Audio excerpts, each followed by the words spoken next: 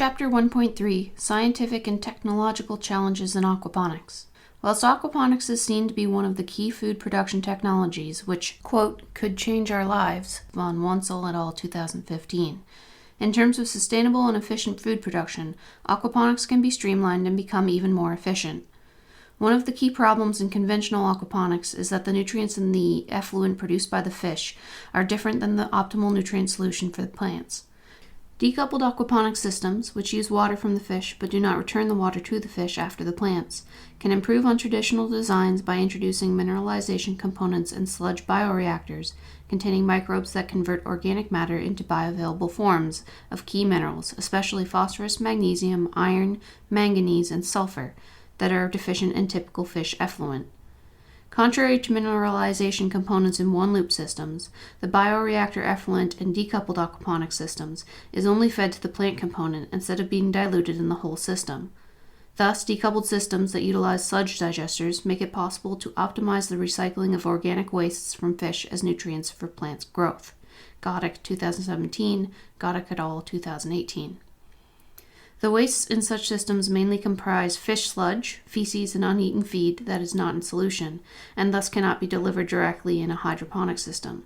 Bioreactors, see Chapter 10, are therefore an important component that can turn otherwise unusable sludge into hydroponic fertilizers, or reuse organic wastes, such as stems and roots from the plant production component, into biogas for heat and electricity generation, or decoupled aquaponics designs that also provide independently controlled water cycling for each unit, thus allowing separation of the systems, RAS, hydroponic, and digesters, as required for the control of nutrient flows.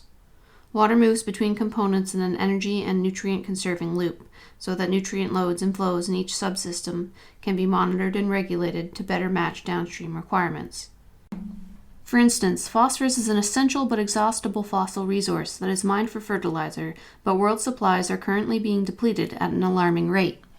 Using digesters in decoupled aquaponic systems allows microbes to convert the phosphorus in fish waste into orthophosphates that can be utilized by plants with high recovery rates. Goddek et al. 2016-2018.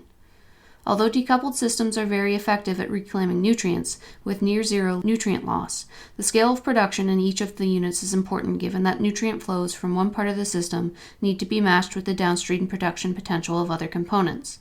Modeling software and supervisory control and data acquisition systems therefore become important to analyze and report the flow, dimensions, mass balances, and tolerances of each unit, making it possible to predict physical and economic parameters, for example, nutrient loads, optimal fish-plant pairings, flow rates, and costs to maintain specific environmental parameters. In Chapter 11, we will look in more detail at systems theory as applied to aquaponic systems, and demonstrate how modeling can resolve some of the issues of scale, whilst innovative technological solutions can increase efficiency and hence profitability of such systems. Scaling is important not only to predict the economic viability, but also to predict production outputs based on available nutrient ratios. Another important issue which requires further development is the use and reuse of energy. Aquaponic systems are energy and infrastructure intensive. Depending on received solar radiation, the use of solar PV, solar thermal heat sources, and solar desalination may still not be economically feasible, but could all be potentially integrated into aquaponic systems. In Chapter 12, we present information about innovative technical and operational possibilities that have the capacity to overcome the inherent limitations of such systems, including new opportunities for implementing aquaponic systems in arid areas. In Chapter 2, we also discuss in more detail the range of environmental challenges that aquaponics can help address.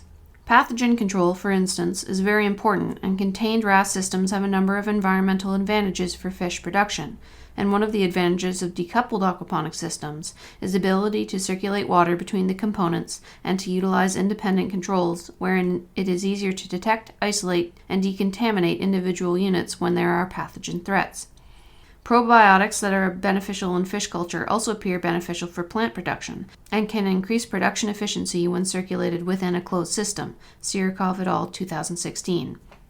Such challenges are further explored in Chapter 5, where we discuss in more detail how innovation in aquaponics can result in A. Increased space utilization efficiency, less cost and materials, maximizing land use, B. Reduced input resources for example fish meal, and reduce negative outputs, for example waste discharge, and C, reduced use of antibiotics and pesticides in self-contained systems. There are still several aquaponic topic areas that require more research in order to exploit the full potential of these systems. From a scientific perspective, topics such as nitrogen cycling, Chapter 9, aerobic and anaerobic mineralization, Chapter 10, water and nutrient efficiency, Chapter 8, optimized aquaponics fish diets, Chapter 13, and plant pathogens and control strategies, Chapter 14, are all high priorities. In summary, the following scientific and technological challenges need to be addressed. Number 1, nutrients.